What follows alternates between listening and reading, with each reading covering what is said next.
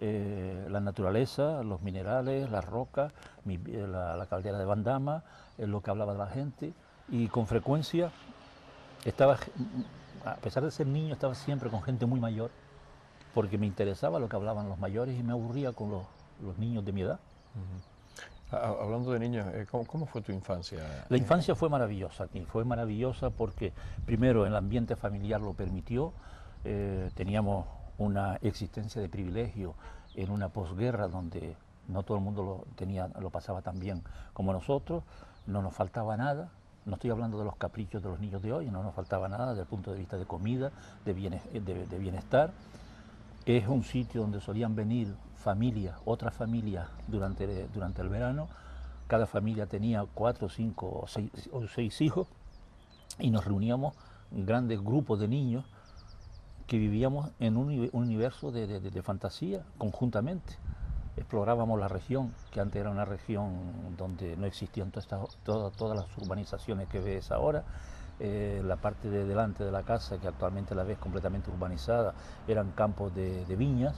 Detrás de la casa tienes lo que nos llamábamos nosotros la montaña de Doña Rafaela, que era un cráter. Íbamos ahí a imaginarnos que éramos Julio Verne. Nos pasaba lo mismo con la caldera de Bandama. O sea que toda mi infancia la recuerdo como un sueño. El invierno era diferente, a la época de invierno estaba la escuela. Entonces algunos niños íbamos a la escuela de Doña Rafaela, que está a unos 2 kilómetros de aquí, donde yo pasé la primera temporada de mi infancia. Luego de ahí pasé al colegio Jaime Balme. Del colegio Jaime Balme ya decidió la familia que el bachillerato lo continuara en el colegio de los jesuitas y ya nos mudamos para Las Palmas. Pero en lo que concierne a mi infancia aquí, fue extraordinario, la verdad, un sueño. Un sueño sin tener, vuelvo a repetirme, los caprichos y las pretensiones que tienen los niños de hoy. Claro.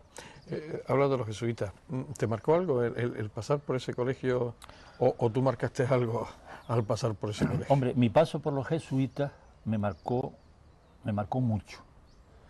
Y yo marqué a algunas personas también de los jesuitas. Lo digo esto con toda modestia. Esa inquietud que yo tenía desde mi infancia también la continué cuando ya era mayor. La continué en los jesuitas, lo que quiere decir que yo era de estos niños preguntones.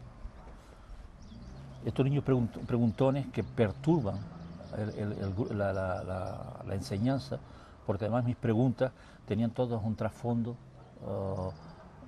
de una filosofía, de una manera de ver la vida, de querer comprender las cosas que no entraban en la estructura jesuita. A mí me costó mucho trabajo entrar en la estructura jesuita, en las creencias, en la fe que ellos tenían.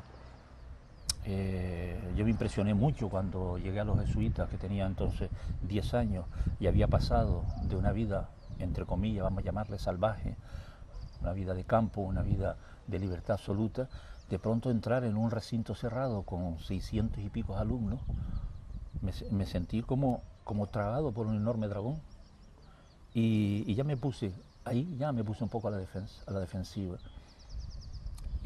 Cuando yo llegué, para darte una muestra de esas inquietudes que yo tenía, cuando yo llegué a los jesuitas, en la primera clase donde nos reunimos los de mi grupo, fue la clase de don Ángel Portugués, que era el profesor de geografía y de geología, y don Ángel Portugués dijo: aquí han venido ustedes para aprender. El conocimiento es importante, porque mientras más conocimiento se tenga, más cultura se tenga, más libertad tenemos. Dice, la libertad es el conocimiento. Por ejemplo, si hay aquí un niño que sea capaz de explicarme de dónde ha surgido el petróleo, le pongo un 10 todo el curso.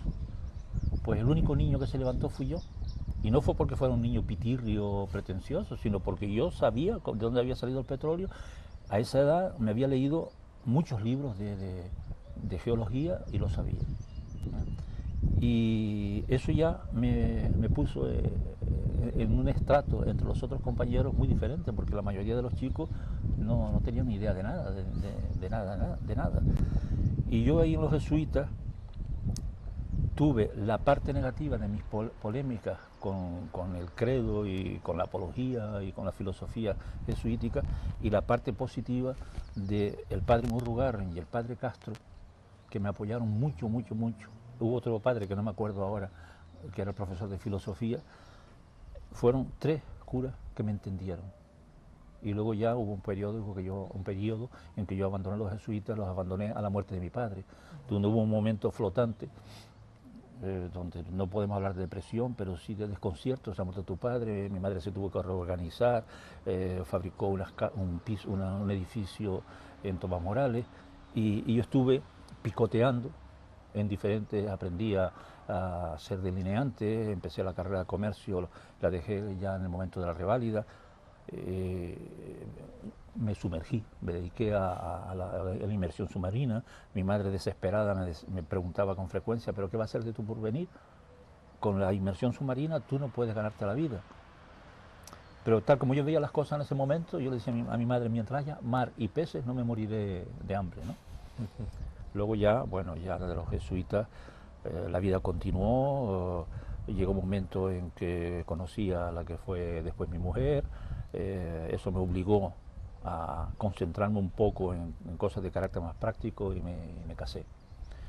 Y los jesuitas, volviendo a los jesuitas, me aportó cultura, me aportó una educación y respeto a los otros que me ha sido útil en la vida, y luego me aportó mi propia rebeldía, el continuar a ser rebelde y a intentar siempre averiguar la verdad de las cosas y el verdadero sentido del pensamiento, de las palabras, de la cultura en general. Tu hermano Pedro y Ricardo, tus hermanos, que eran los mayores, ¿de alguna manera también te influenciaron en ti? Más que influenciar, lo que hicieron fue abrirme puertas, porque en la época de Ricardo y de Pedro era gente que tenía las ideas muy avanzadas para la época. Eran republicanos, era gente de izquierda, eran escritores, y entonces ellos impidieron que el ambiente donde vivíamos, que era un ambiente de familia burguesa, impidieron que yo me contaminara en esa mentalidad. Pero también mi padre influyó en eso, porque mi padre con frecuencia nos decía a nosotros, no quiero señoritos en la casa, porque en casa habían 3 chicas de servicio, pero siempre nos insistió mucho, no quiero señoritos en la casa. Pedro y Ricardo, me acuerdo de una excursión que hicimos los 3 juntos al Pinar de Tamadaba, y mi madre hizo una tortilla para mí. Y cuando llegamos al Pinar de Tamadaba, que llegó el momento de comer, sacamos la comida de los paquetes y yo saqué mi tortilla. Y mis hermanos me dijeron, esta no es tu tortilla, es nuestra tortilla y esta es nuestra comida. Pues eso me marcó muchísimo, y esa mentalidad continuó a progresar a lo largo de mi vida. O sea que tuve una influencia educativa importante con mis hermanos. Con mi hermano Ricardo, ya cuando era ya un poco mayor, salía con frecuencia conmigo, me llevaba al mar, me enseñó a nadar. Mi hermano Pedro fue el que me introdujo en la inmersión submarina. O sea que no sé qué más decir, que fue importante. Tu etapa convencional, por llamarlo de alguna manera, cuando te casas tienes que incorporarte a la sociedad claro, estipulada, que en aquel momento estaba establecida. Claro. Y bueno, tuve un momento en que en ese momento era el momento, como yo le llamaba, de la corbata, de la carpeta de trabajo, de buscar un trabajo serio. Trabajé en la CINSA, luego me fui a Madrid, me presenté a unas oposiciones, gané una plaza de auxiliar técnico de ingeniero en una multinacional, y empecé a hacer la vida de toda la gente, la vida de cobrar su sueldo, ocuparse de su familia, pagar muebles a plazo, etcétera, etcétera, etcétera. Pero eso al mismo tiempo